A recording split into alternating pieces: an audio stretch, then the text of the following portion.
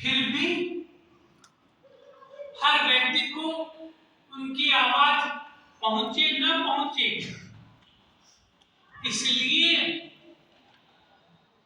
प्रथम तीर्थपति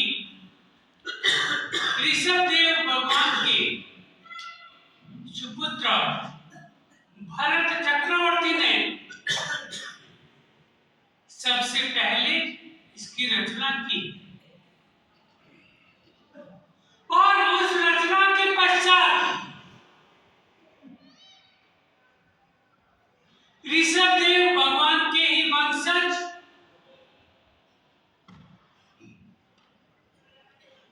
भरत महाराजा के ही पीढ़ी दर पीढ़ी 8वीं पीढ़ी में दृढ़वीर्य नामक राजा हुए और दृढ़वीर्य नामक राजा ने जब शत्रुंजय के बारे में जानकारी मिली तो वे प्रतिदिन अपने राज दरबार में बैठकर सिंहासन पर आरूढ़ होकर प्रतिदिन आदिनाथ भगवान की स्तवना करते। एक दिन सौधर्म इंद्र स्वयं राजदरबार में उपस्थित हुआ और जैसे ही दृढ़वीर्य को ऋषभदेव भगवान की स्तुति करते हुए सुना, तब दृढ़वीर्य ने मन में विचार किया कि ये तो मेरे पूर्वज हैं और मैं स्तुति करूं, कौन सी बड़ी बात है। और उसके मन में जो भाव थे, उत्कंठा थी परमात्मा के प्रति, तब सौधर्म इंद्र ने मन में विचार किया मुझे इसकी परीक्षा लेनी चाहिए कि अपने भक्ति में कितना दृढ़ है, इस भक्ति की परीक्षा मुझे लेनी चाहिए। और सौधर्म इंद्र ने अपना वेश परिवर्तन किया, एक श्रावक का वेश बनाया और खूब अच्छे सिल्क के वस्त्र पहने, सिर पर पगड़ी रखी और यहाँ शॉल डाला और पूरा तैयार होकर सिर पर तिलक लगाकर वह दृढ़वीर्य के सामने प्रस्तुत हुआ। जैसे ही एक श्रावक को राज दरबार में आए हुए देखा, दृढ़वीर्य ने विचार किया कि अरे मेरे राज दरबार में एक साधारण भाई, एक श्रावक आया है, मुझे अहोभाव से भरकर इसकी भक्ति करनी। जो मेरा नियम है कि कोई भी मेरे राज दरबार में आए, राज दरबार में आने वाले को जो भी श्रावक आएगा उसको मैं भोजन करवाकर ही भेजूंगा। दृढ़वीर्य ने उस देव रूपी श्रावक को निवेदन किया कि आप मेरे यहाँ पर पधारें, भोजन ग्रहण करें, भोजन ग्रहण करके ही आप पधारें। और वह तो चाहता ही ये था, उसने सहज गया, विनती स्वीकार की, सारे राज दरबार को कह दिया कि मैं इनको भोजन कराने ले जा रहा हूं, आप सभी यहाँ पर बैठे। राजा और श्रावक को ले गए। राजा की रसोई में अनेक प्रकार के पकवान बने हुए थे।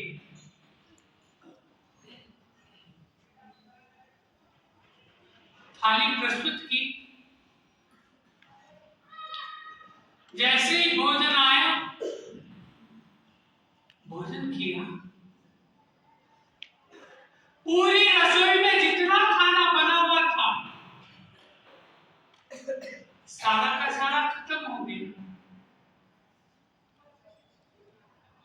दोबारा बनाया, दोबारा खाना भी खत्म हो गया। तीसरी बार खाना बना, तीसरी बार भी खाना खत्म हो गया, है ना? तीसरी बार का भी खाना खत्म हो गया। वे सारे के सारे रसोइये राजा को बुलाकर कहते हैं कि महाराज, 3 बार इतना खाना बना लिया, खत्म हो गया, क्या करें? राजा ने कहा कोई बात नहीं। वह श्रावक के पास आए और आकर निवेदन किया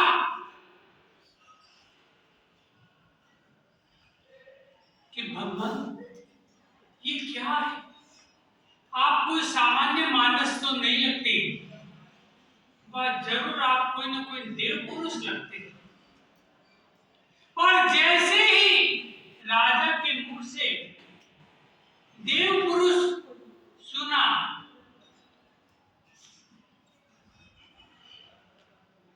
तो वह देव ने मन में विचार किया कि इसने मुझे पहचान लिया है, यह ज्ञानी व्यक्ति है, पढ़ा लिखा है, भगवंतों से वाणी सुनता रहता है। तो वह अपने असली रूप में आए और असली रूप में आकर कहा कि मैं तो तुम्हारी परीक्षा ले रहा हूं, और परीक्षा में आप पास हुए, आप परमात्मा की अक्षरश उनका संदेश स्वीकार करते हैं, आप परमात्मा की वाणी को इधर उधर नहीं करते, आप उन्हें मन से स्वीकार करते हैं। उनकी भक्ति आप जो कर रहे हैं, वह सामान्य व्यक्ति नहीं कर सकता। आपकी इस भक्ति की मैं अनुमोदना करता हूं और मैं इसकी परीक्षा लेने के लिए यहाँ उपस्थित हुआ।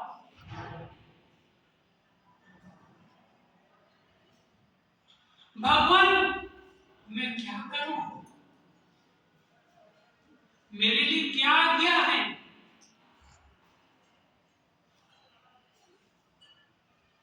तब उस स्वधर्म इंद्र ने कहा,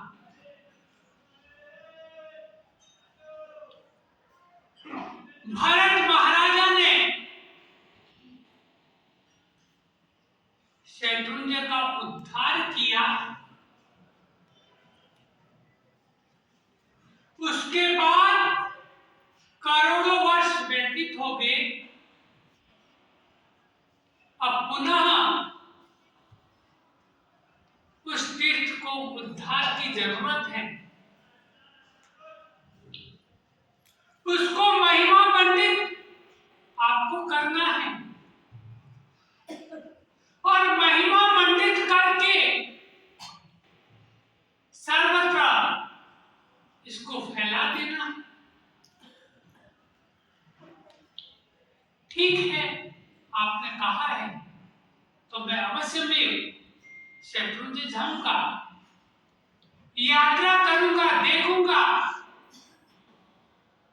और जहां जरूरत हुई उसका जीर्णोद्धार इत्यादि करवाऊंगा। तब स्वधर्म इंद्र ने कहा, आप जाओ, लेकिन साथ में मैं 2 देव वस्तुएं दे रहा हूं, एक खड़ग दे रहा हूं, तलवार दे रहा हूं, और एक तीर कमान दे रहा हूं। आप जाओ तो ये साथ में रखना। वह अपने आप को भाग्यशाली मानता हुआ पुनः राजकाज में व्यस्त हो गया। एक दिन अचानक उसे याद आया कि मुझे तो शत्रुंजय तीर्थ की यात्रा करने जाना है। अब वह शत्रुंजय तीर्थ की यात्रा करने के लिए कैसे निकलता है, वह क्या करता है? तो मैं कह रहा था कि हम लोग भी परमात्मा की आज्ञा कैसे मानते हैं। हमारे मन में परमात्मा की आज्ञा कितनी है?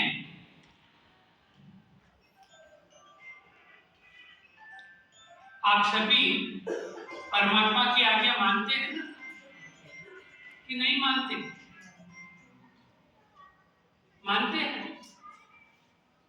परमात्मा की आज्ञा में क्या है? परमात्मा की आज्ञा में क्या है? कौन सी आज्ञा मानते हैं परमात्मा की?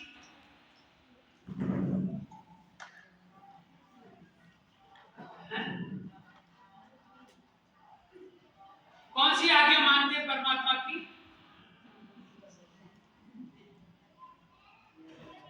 कोई आज्ञा तो बताओ कि हम ये परमात्मा की आज्ञा मानते हैं। रात्रि भोजन, अभक्ष, कंदमूल त्याग। सभी जने मानते हैं रात्रि भोजन, अभक्ष, कंदमूल का त्याग। कुछ के सिर ऐसे हिल रहे हैं, कुछ के ऐसे हिल रहे हैं।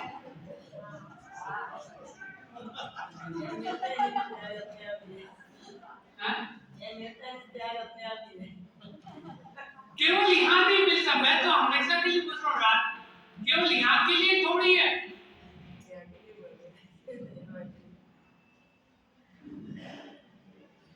हम अपने परमात्मा की आज्ञा में कितने उत्तीर्ण हैं, ये तो आप स्वयं समझ सकते हैं। और फिर हम विचार करें कि हम कहां पर हैं। हमारा रिजल्ट 100% है या कितना है? यही बात, यह दृष्टांत हमें बताता है कि परमात्मा की आज्ञा मानने के लिए हमें क्या करना पड़ता है और कैसे हम अपने जीवन में परमात्मा की वाणी उतार सकते हैं। यह सब जानने के लिए कल पुनः हम इसी सभा में मिलेंगे। लेकिन साथ ही साथ मैं आप सबको बहुत बहुत धन्यवाद और साधुवाद भी दूंगा।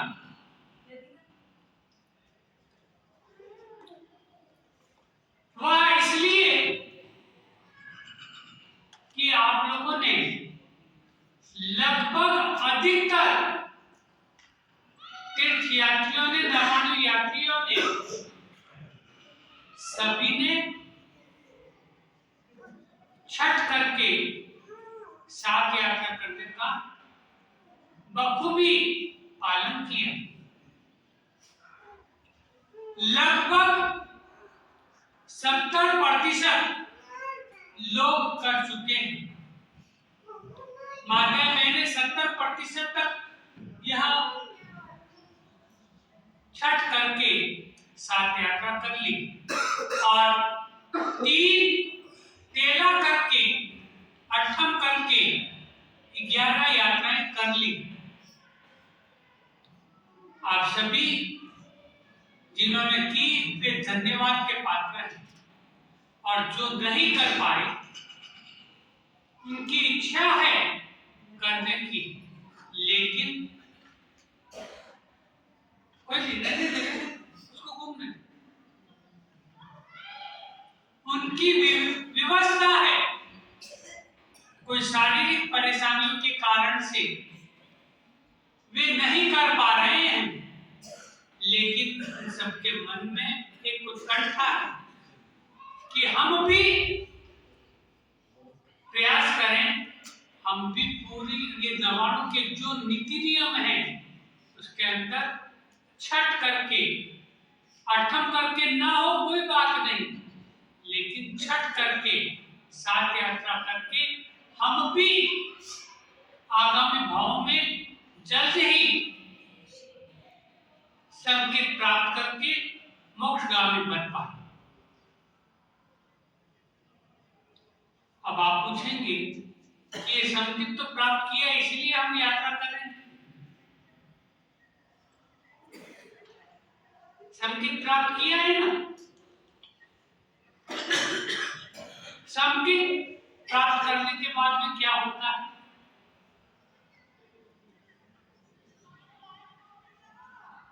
सम्यक को प्राप्त हो जाए फिर क्या होता है?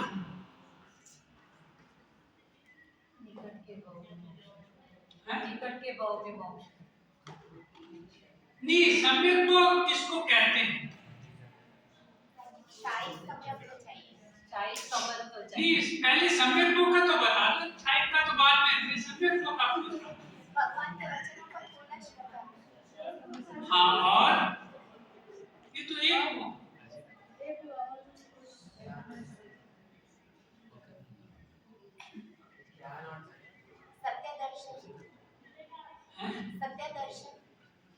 सत्य दर्शन आप लोग कोशिश करते हो,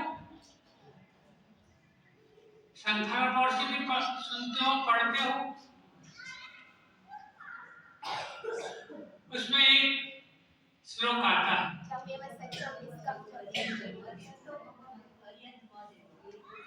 अरिहंतो महादेवो जावा जीव सुसावनो पूर्ण जिण पन्नतम तत्तम ये समत्तम मई गई। सम्यक दर्शन कुछ और नहीं, यही सम्यक दर्शन है, यही सम्यक्त्व है। वह क्या है सम्यक्त्व? यह जानने के लिए कल हम आपसे मिलेंगे।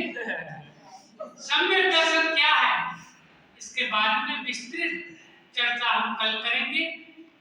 परसों 14 तारीख को 6 गांव, परसों 14 तारीख को 6 गांव की यात्रा अपने यहाँ पर रखी गई है। और अभी उसी कार्य को करने के लिए पूज्य गुरुदेव के साथ में आनंद जी कल्याण की पीढ़ी गया, क्योंकि मुझे जानकारी मिली थी कि 6 गांव की यात्रा में रास्ता बहुत छोटा हो चुका है, झाड़ियां आ गई है, कांटे इत्यादि बिखरे हुए हैं। तो पूज्य गुरुदेव के साथ अभी मैं आनंद जी कल्याण की पीढ़ी गया और वहां पर जाकर उनसे कहा कि वहां की सफाई इत्यादि करवाएं। और आनंद जी कल्याण की पीढ़ी ने कहा है कि कल पूरे मार्ग की साफ सफाई हो जाएगी और खूब अच्छा रास्ता बन जाएगा, कहीं कांटे इत्यादि नहीं करेंगे। और इसी कारण से मुझे प्रवचन में आने में देर। तो यह कार्य करके, क्योंकि मुझे पता था लोगों को जानकारियां मिल गई थी कांटे हैं इसलिए हम नहीं जाएंगे, तो इसलिए मैंने पूज्य गुरुदेव से भी निवेदन किया और गुरुदेव के साथ जाकर यह कार्य करने के लिए क्या करा। तो इसलिए आप सभी 6 गांव की यात्रा के लिए अपनी कमर कस लें, ठीक है ना। अवश्य में आप सभी 6 गांव की यात्रा के लिए, वैसे तो फाल्गुन में 6 गांव की यात्रा होती है, लेकिन आपको इस नवाणु यात्रा में 6 गांव की यात्रा करने का सौभाग्य मिलेगा। नहीं तो रास्ते खराब हो जाते हैं और फाल्गुन की फेरी में वापस साफ हो जाते हैं। इसलिए यह 6 गांव की यात्रा आपकी निर्विघ्नतया परिपूर्ण हो, ऐसी मंगल में भावना के साथ आप सभी अपनी कमर कसें। इसी मंगल में भावना के साथ हैं।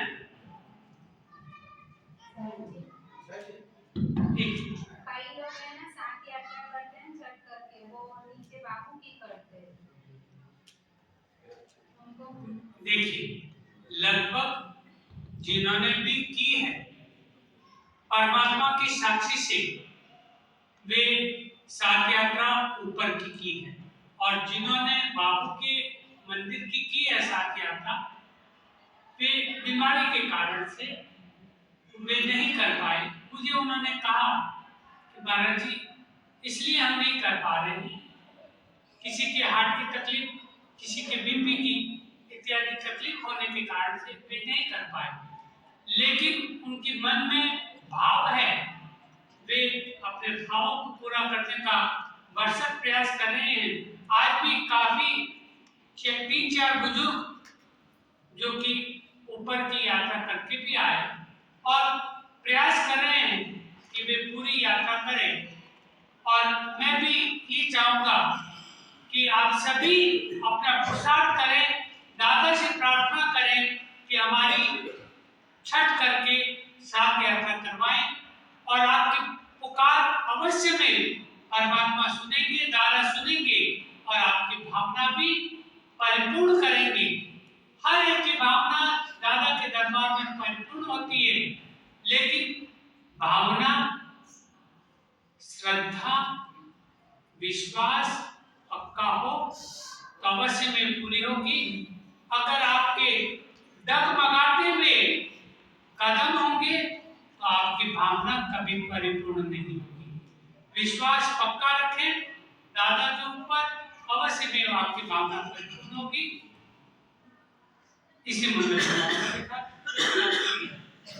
बोले जिनशासन देव की जय। 6 गांव यात्रा क्यों, इसकी महत्ता को समझाने के लिए कल शाम को 7 बजे कौशिक भाई बारोट और मिलन भाई मेहता इसकी व्याख्या आपको समझाएंगे। तो हर एक यात्री को यहाँ 7 बजे हाजिर रहना है। उससे पहले 6 बजे प्रतिक्रमण होगा, 6 बजे प्रतिक्रमण होगा। ये 6 बजे से लेकर 7 बजे तक प्रतिक्रमण, उसके बाद में आपकी, तो इसलिए प्रतिक्रमण में भी आप लोगों की उपस्थिति रहे, क्योंकि कार्यक्रम के बाद में लेट हो जाएगा, फिर आप प्रतिक्रमण में इधर उधर हो जाएंगे। इसलिए प्रतिक्रमण में भी आप लोग, क्योंकि मेरा हमेशा ये निवेदन रहा कि आप यात्रा कर रहे हैं नवाणु, लेकिन प्रतिक्रमण में आप लोगों की उपस्थिति बहुत कम होती जा रही है। थोड़ा सा ध्यान रखें कि जो नवाणु के नियम हैं, अगर उनका पालन हम नहीं करेंगे तो हमारी नवाणु सफल नहीं हो पाती। इसलिए उन नीति नियमों को ध्यान में रखकर अवश्य में प्रतिक्रमण करने के लिए भी आप लोगों की उपस्थिति, चाहे कोई 7 यात्रा करके आए, चाहे 11 यात्रा करके आए, लेकिन प्रतिक्रमण करना तो जरूरी होता है। इसलिए अवश्य में इस बात का ध्यान रखकर जो नहीं आ रहे हैं वे अवश्य में इस बात को कान खोल के सुने कि हमें प्रतिक्रमण भी अवश्य करना चाहिए। सुबह करें, शाम को करें। अगर सुबह नहीं हो पाता तो शाम को तो जरूरी है। अवश्य में, वैसे दोनों टाइम जरूरी है, लेकिन शाम का प्रतिक्रमण तो अवश्य में करना ही चाहिए। तो इस बात का ध्यान रखकर आप प्रतिक्रमण के लिए भी सभी अवश्य में पढ़ा। आज प्रवचन के पश्चात 10-10 रुपए की 2 प्रभावना रखी गई है। एक है 10 रुपया छगनलाल जी जवानमल जी रोहिड़ा निवासी एकता के 99 यात्रा पूर्णांति निमित्त है, और दूसरी है मंजुला बहन रतनचंद जी वंदरिया खिवादी निवासी। सभी लाभ लेकर आज हमारी बहन ने भी 6 गांव की 5 यात्रा छठ करके आज 5 यात्रा की, कल 2 यात्राओं करेंगे। बहुत बहुत धन्यवाद। यह बहन की तकलीफ भी है, पैरों में तकलीफ भी है, लेकिन फिर भी उन्होंने प्रयास किया और सफल हुई। श्रद्धेय गुरुचरण उपस्थित महानुभाव माता बहनों, विशेष तो कुछ भी नहीं कहना है, लेकिन जिसमें हमारी बहन में शीतल बहन जी, जो भी हमारी बहन जी ने ये शीतल बहन जी ने ये जो हमारी जो इतनी सुंदर गौरी बनाई है, सच में बहुत धन्यवाद की बात है।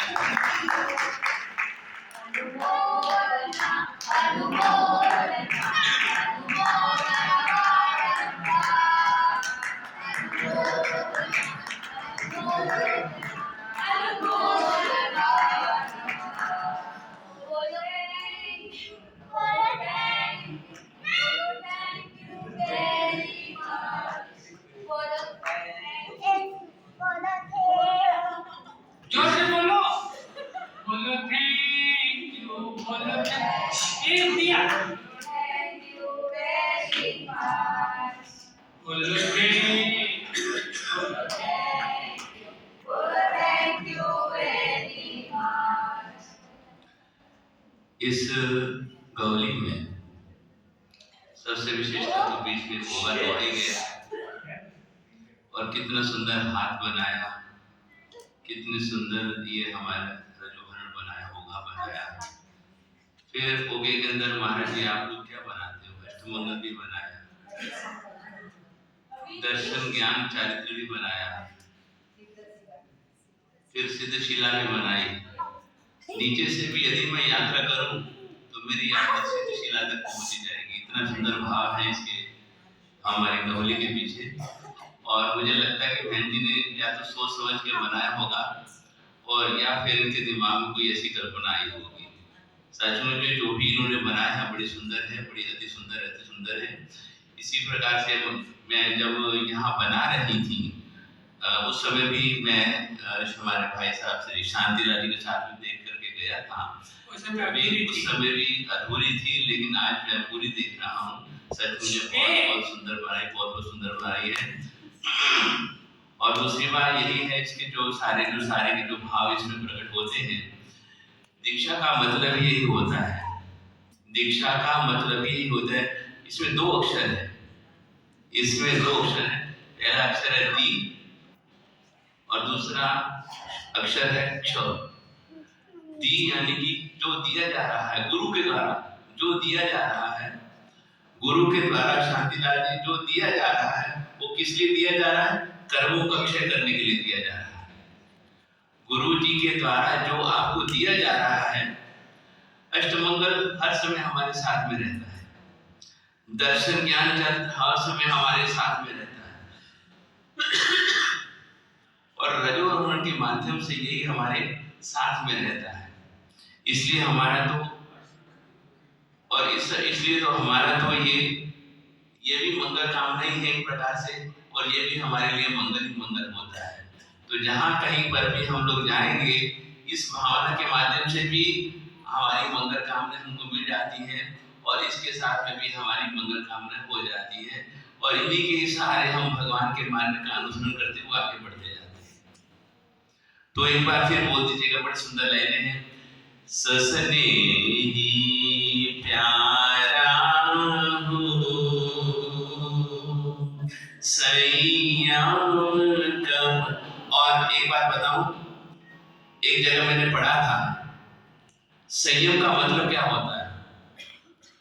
संयम का मतलब क्या होता है कि जिसको यम से भय ना हो। पीछे शब्द क्या है? पीछे शब्द क्या है? शांतिलाल जी, यम। जिसको यम का भय ना हो वही संयम ले सकता है। इस परिभाषा को याद रखिएगा। दो परिभाषा मैंने आपके सामने रखी। दीक्षा का मतलब भी आप समझ गए होंगे और संयम का मतलब भी समझ गए होंगे। जिसको कोई यम का भय नहीं हो, यानी कि जो यम नियमों का पालन करता है उसे यम का भय नहीं होता है, और जिसको यम का भय नहीं होता है वही संयम की आराधना कर सकता है। जिसको यम का भय होगा वो संयम की आराधना नहीं कर सकता है। इसलिए मैं बहुत बहुत धन्यवाद देता हूँ हमारे बहन जी को कि जिन्होंने इतनी सुंदर रचना करी है, इसकी मुझे कभी कल्पना भी नहीं थी। और संयम तो हर व्यक्ति के लिए आचरणीय है, आदरणीय है, और जो व्यक्ति निर्विचार संयम की परिपालना करते हैं सचमुच में जन्म मरण से मुक्त हो जाते हैं।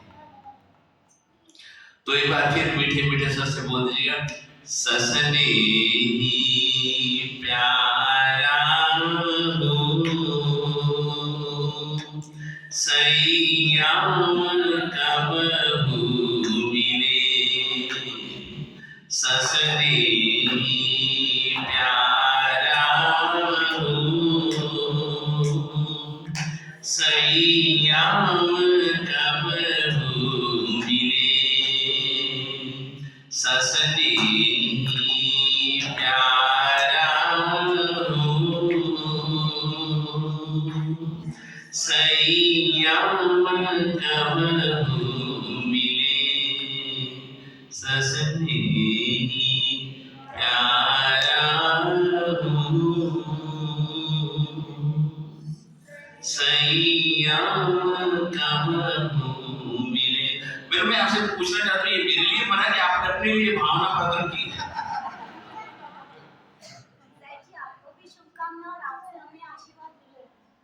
चलो भाई, पहचान लेने वाले माई बहन माता बहन कृपा हाथ जोड़ दीजिएगा।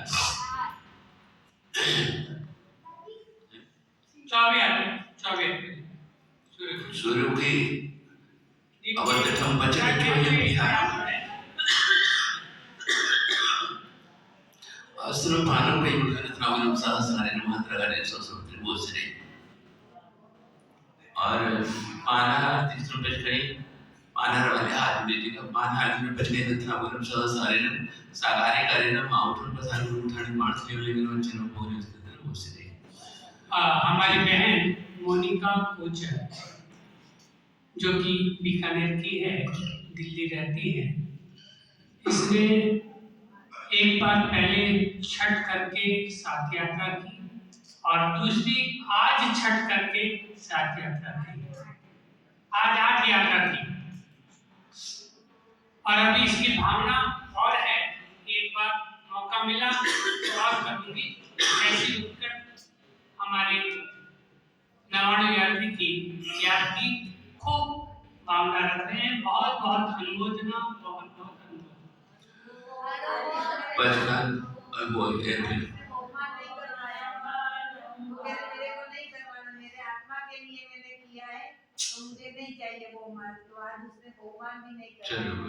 आप बहुमान हो या ना हो, लेकिन अनुमोदन तो हम सभी मिलकर के करेंगे। अनुमोदना अनुमोदना अनुमोदना बारंबार, अनुमोदना अनुमोदना अनुमोदना बारंबार, अनुमोदना अनुमोदना अनुमोदना बारंबार, अनुमोदना अनुमोदना अनुमोदना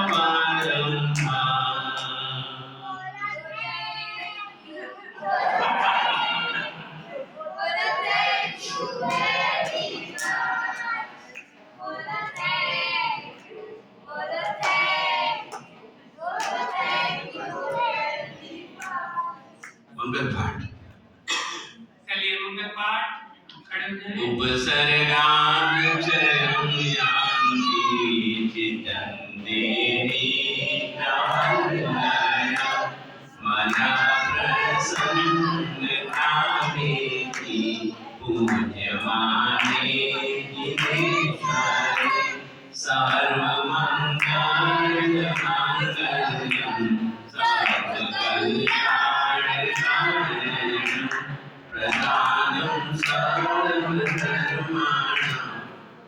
करति शासनम्।